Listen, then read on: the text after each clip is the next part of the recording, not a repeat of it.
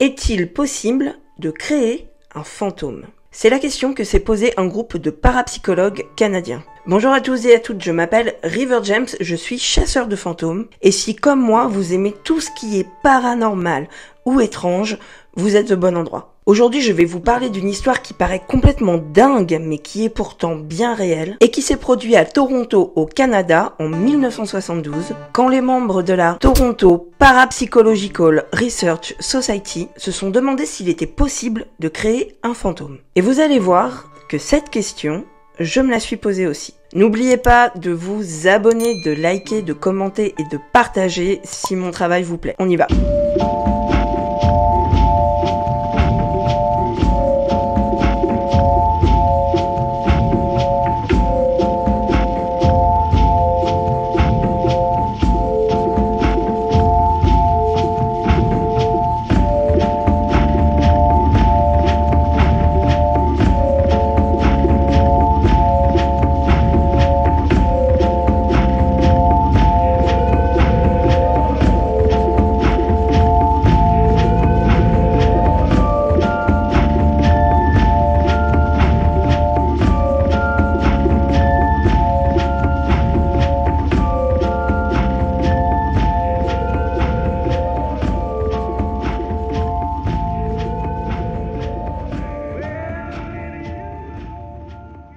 À l'origine de la Philip Experiment, il y a un couple, George et Iris Owen. George est mathématicien, généticien et surtout, comme je vous le disais, membre de la TPRS, la Toronto Parapsychological Research Society. Aidé par un autre membre de la TPRS, le docteur Joel Wheaton qui lui est psychologue, George Owen veut tester l'hypothèse selon laquelle il serait possible de non seulement créer un fantôme, mais également de communiquer avec celui-ci. En 1972, un groupe est constitué de George Owen, Joel Wheaton et Iris Owen, qui, elle, est porte-parole de la Mensa. La Mensa, c'est une organisation qui regroupe des personnes ayant un QI supérieur à la moyenne. Ensuite, des gens d'horizons très variés viennent compléter ce groupe.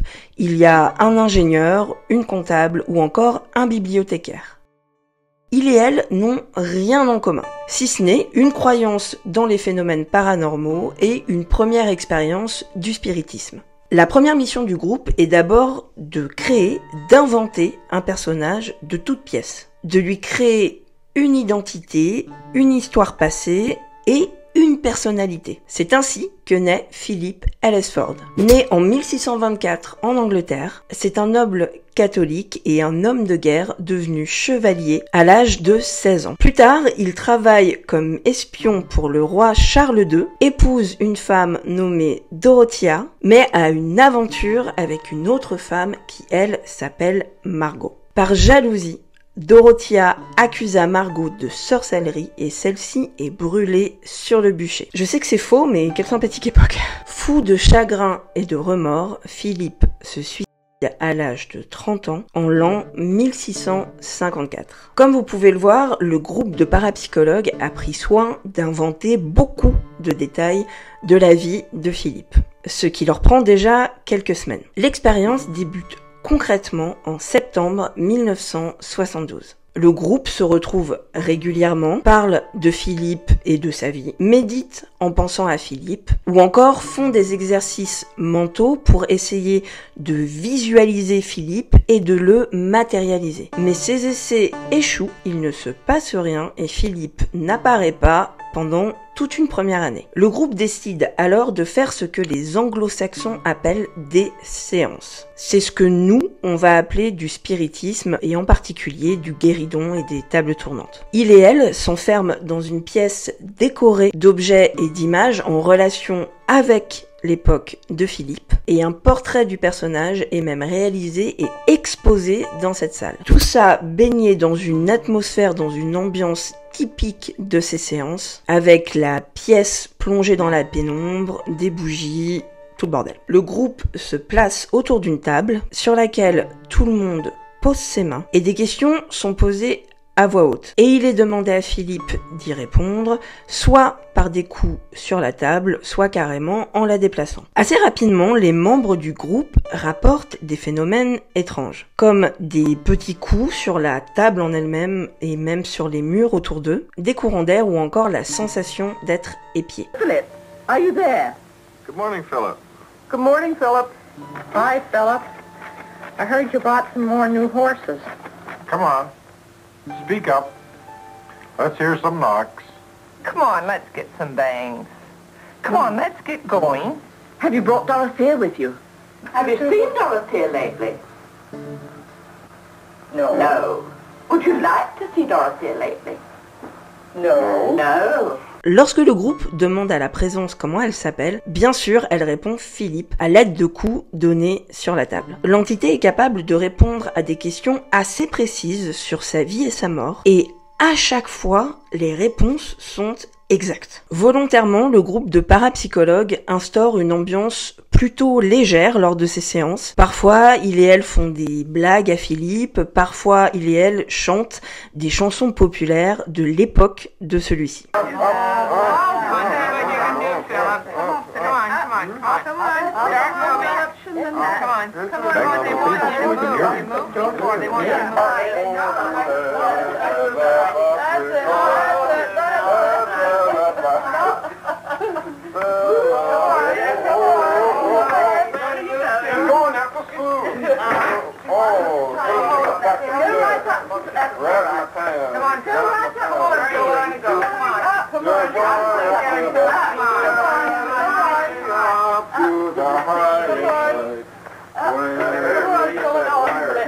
La communication avec Philippe était régulière et ses réponses étaient à chaque fois exactes. Par contre, il n'a jamais été capable de donner des détails, par exemple des détails historiques, inconnus des gens se trouvant autour de la table et que il et elle auraient pu vérifier après. Si Iris Owen affirme avoir parfois entendu des murmures à son oreille, aucun enregistrement sonore ou visuel n'a pu être réalisé. Jamais Philippe ne s'est réellement matérialisé ou a fait entendre sa voix. Il est arrivé que des petites choses autres que les coups sur la table se produisent, comme par exemple des fluctuations des lampes servant à éclairer la pièce, mais c'est tout. Les médias se sont aussi intéressés à l'expérience et les expérimentateurs ont été invités même à faire une séance en direct à la télévision.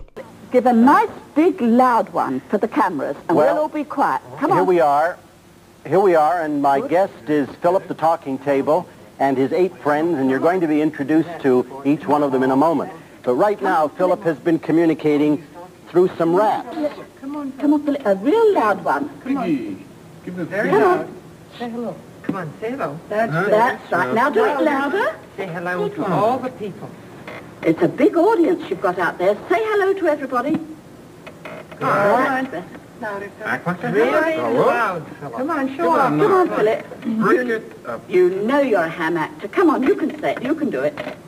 A really loud one. No, we don't want you to move. We want lots of nice, loud raps. Come on. Come on, let's Knock hear it. a real loud one. We'll sing your song. Who's that knocking at the table? Will he say hello to each one of you in turn? Why don't we go around the table, each one of you give your name, and say hello to Philip, and we'll ask Philip to respond. Oh, that's Starting with you, Iris. Hello, Philip. This is Iris. You know me. Say hello. No, he's not. Hi, Philip. This is Sydney. You going to say hi today? With a little one. It was a little one, yeah. I should say we've got a microphone under the table to pick up these pings or raps. Andy? Oh, it's Andy Henderson here. No. Gonna say hi to me? You said it before you spoke. Yeah, you did. Yes. Okay. No, he was responding to Hello. Alan. Go on. Hello, Philip. It's Bernice. You gonna say hello tonight? Good. Yes. You got one. A little bit Yes. louder, please. Louder, Philip.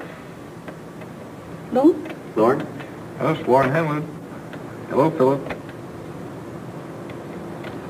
Did we get one there? He's not No. barking for you. Nope. You try it. Hello, Like Philip. collect It's us Al. way. Oh, That's a nice one for Al. He likes Al. A little louder, Philip, if you please. Hi, Philip. It's Dorothy here. Oh, there's one. Yes. Hello, Philip. It's Sue. Oh, all right. Now say hello hello to Alan. How come you didn't get... Hello, Philip.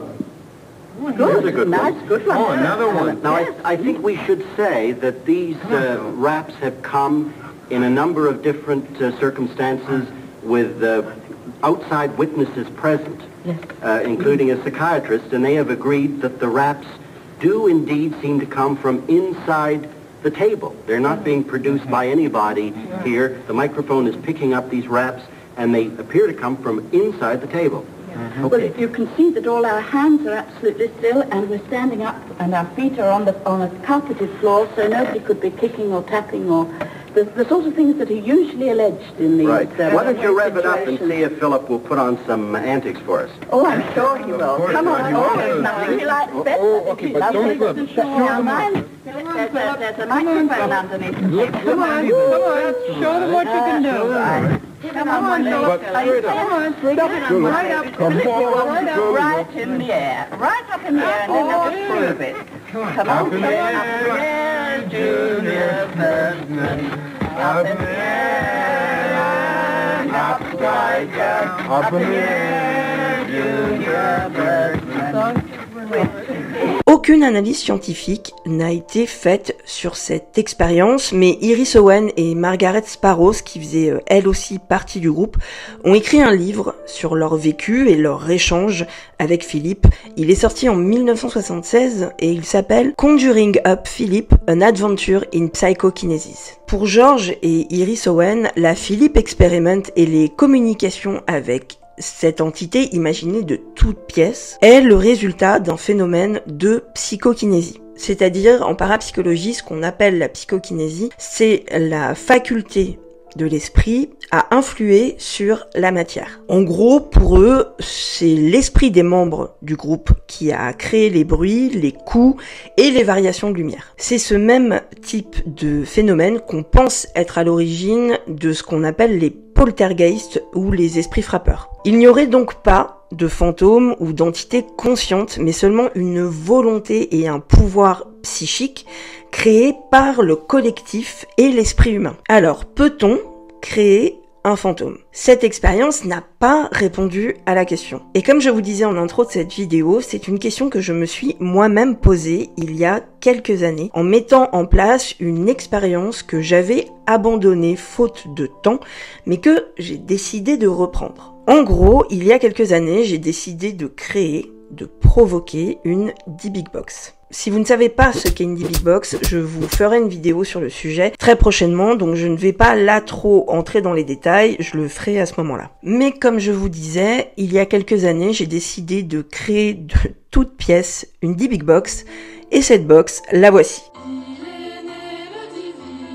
Ce n'est qu'une boîte banale que j'ai chinée exprès et dans laquelle j'ai placé les mêmes objets qui se trouvent généralement dans une D-Big Box. Il y a par exemple un petit gobelet doré, des clés et surtout des mots écrits sur des bouts de papier, mais ça je vous en parlerai comme je vous disais dans une prochaine vidéo sur les D-Big Box. D'ailleurs si vous écoutez...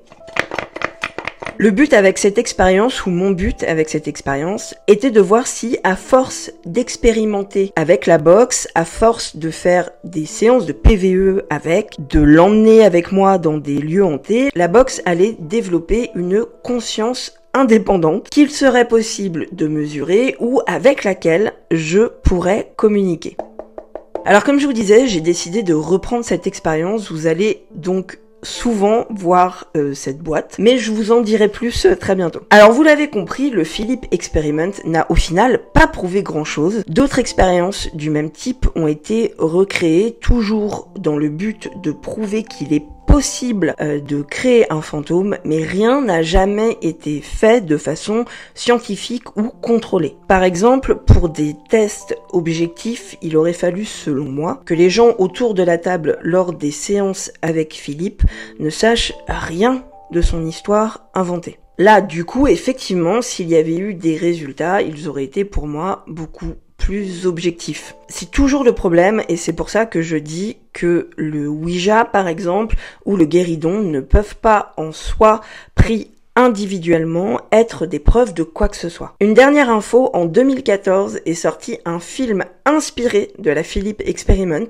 Mais alors attention, quand je dis inspiré, c'est un bien grand mot. Si vous voulez aller voir le trailer de ce film, je vous le mets en description. Vous me direz ce que vous en pensez. Pour moi, c'est du grand art. Voilà, j'en ai fini pour aujourd'hui. J'espère que ce récit vous a intéressé. Moi, je trouve toujours passionnant tout ce qui touche au paranormal et à l'invisible, même quand ce n'est pas concluant. Merci d'avoir regardé. Je vous rappelle que pour soutenir mon travail, vous pouvez vous abonner à mon Patreon et faire partie du Phantom Gang. Vous pouvez souscrire à un abonnement payant à ma chaîne ou vous pouvez choper du merch. J'ai créé plein de modèles, c'est moi qui les ai dessinés et il y en a vraiment pour tous les goûts. Tous les liens pour accéder à toutes ces possibilités sont bien sûr en description. Si votre nom apparaît maintenant, merci, cette chaîne existe grâce à vous, je le dis à chaque fois, mais je le pense, vous êtes les meilleurs. Voilà, moi je vous retrouve très vite pour une nouvelle vidéo. En attendant, prenez soin de vous et de vos fantômes.